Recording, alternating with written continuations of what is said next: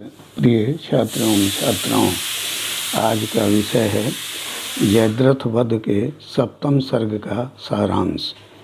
महाकवि मैथिली शरण गुप्त ने जयद्रथ वध खंड काव्य में कथानक का उपसंहार प्रस्तुत करने के लिए सप्तम सर्ग का प्रणयन किया है। जयद्रथ का वध और अर्जुन का अपहरण पूरा हो चुका है। अब युद्धोपरांत युधिष्ठिर और अर्जुन का मिलन वैसे ही होता है मानो धर्म और अर्थ का मिलन हो रहा हो, जिसका वर्णन करना कवि की दृष्टि में उचित है। सुख सम्मिलन की कथा तो सर्वत्र कहने योग्य होती ही है। सूर्यास्त होने पर युद्ध रुक गया और पराजित कौरवों की पताका झुक गई। तब महाराजा युधिष्ठिर के निकट जाने के क्रम में श्री कृष्ण ने अर्जुन से रणभूमि को दिखलाते हुए यह वर्णन करना शुरू किया कि आज कहाँ कहाँ उसने कैसी कैसी लड़ाइयाँ की और उसके हाथों कितने योद्धा कहाँ कहाँ मरे पड़े हैं। जिस प्रकार कमल वन की दुर्दशा गजराज कर देता है, वैसे ही अर्जुन के शौर्य से रणस्थल सुशोभित हो रहा है। जो अपने सामने इंद्र को भी तुच्छ मानते थे, जो अपने को ही सब कुछ मानते थे, वे सभी शत्रुघ्न आज सदा के लिए रणभूमि में सो रहे हैं। लाखों मर चुके हैं और हजारों घायल हैं। रत्नों से जड़े मुकुट जिन राजाओं के कभी झुकते नहीं थे, वे सियारों के पैरों की ठोकरें खा रहे हैं। मांसपेशी समझकर वह पक्षी माणिक्य को लेकर उड़ चला। सचमुच भोग की भ्रांति में ही संसार चला जाता है। वह गीध मुग्ध होकर किसी की आंखें नोच रहा है, यह देखकर घायल मनुष्य अपनी आंखों को मींचने लगता है। मानो वैरियों का अब भी पृथ्वी के प्रति मोह नहीं मिटा है, क्योंकि वे उससे लिपटे पड़े हैं। श्री कृष्ण ने कहा कि यद्यपि उनके रथ के घोड़े काफ़ी थक गए हैं, किंतु वे अपने सारे क्लेशों को भूल से गए हैं। पशु भी अपने स्वामी के भाव समझ लेते हैं। उनके दुख में दुख और सुख में सुख मनाते हैं।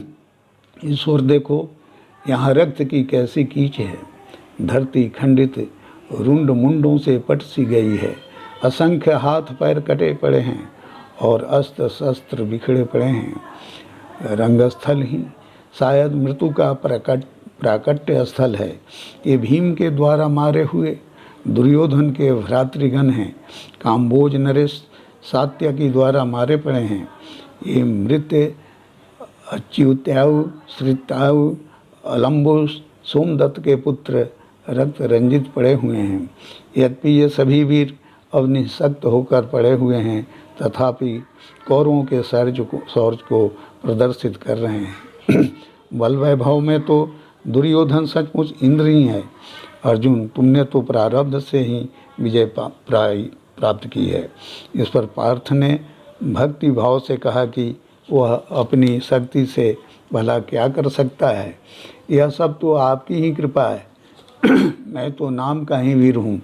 मैं आज तक आपके विराट रूप को भूल नहीं सका हूँ। संसार में आपका काला चक्र चल रहा है और उसके तेजपुंज से विश्व जल रहा है। चर्म चक्षु इसे देखने में असमर्थ हैं। मनुष्य तो अपने कर्तृत्व का व्यर्थ ही अभिमान करता है। यह तो आपकी ही महत्ता है कि आज प्रण पूरा हुआ है। आपकी कृपा बिना कोई पत्ता भी नहीं हिलता है। यदि आपके सुदर्शन चक्र से सूरज ढका न होता, तो अर्जुन कब का चिता की अग्नि में जल गया होता। आपके कार्य सदैव गूढ़ होते हैं। आपकी इच्छा के अनुसार ही मैं कुछ करता हूँ। उचित अनुचित का तो मुझे ज्ञान ही नहीं है। अर्जुन ने कहा कि सब कुछ करते हुए भी आप संसार में किसी कार्य के हेतु नहीं बनते, यह आपकी चतुराई है। फिर हंसकर बोला, आप बड़े ही क्रूर, मायावी और छली हो। रवि को छिपाने के पहले मुझे सचेत नहीं किया। मारने की दशा में भी क्या हंसी की जाती है। इस पर श्री कृष्ण हंस पड़े। उनके साथ भीम, सात्यकी और अर्जुन भी हंसने लगे। विजय के उल्लास में उन्मत्त सभी राजा युधिष्ठिर के निकट पहुंच गए। इन लोगों के प्रसन्न मुख को देखकर ही राजा युधिष्ठिर ने अपनी विजय जान ली। तब अर्जुन आदि ने बढ़कर उन्हें प्रणाम किया। युधिष्ठिर से श्री कृष्ण ने कहा कि हे तात, आपके प्रताप से अर्जुन विजयी हुआ है और जयद्रथ मारा गया है। आपने सवेरे मुझे इसे सौंपा था, अब आपकी धरोहर सकुशल लौटा रहा हूँ। श्री कृष्ण की बातों से सभी को अपूर्व आनंद की प्राप्ति हुई। हर्षाभिभूत युधिष्ठिर कुछ बोल नहीं सके। भक्ति के गुरुभार से उनके वचन थक गए थे। आप तो चराचर जगत पर दया रखते हैं, फिर जयद्रथ मारा गया, इसमें आश्चर्य ही क्या है।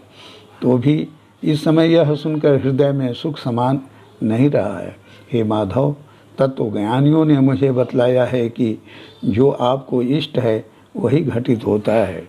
मूर्ख आपको मनुष्य समझते हैं और ज्ञानी जन विश्वेश। आपने जो किया है वह घटित हुआ है और आगे आप जो करेंगे वही घटित होगा। हम लोग तो निमित्त मात्र हैं, असल कर्ता तो आप ही हैं। आप निर्विकार होते हुए भी भक्त वत्सल हैं। आप निरीह होकर भी अद्भुत सृष्टि की सर्जना करते हैं।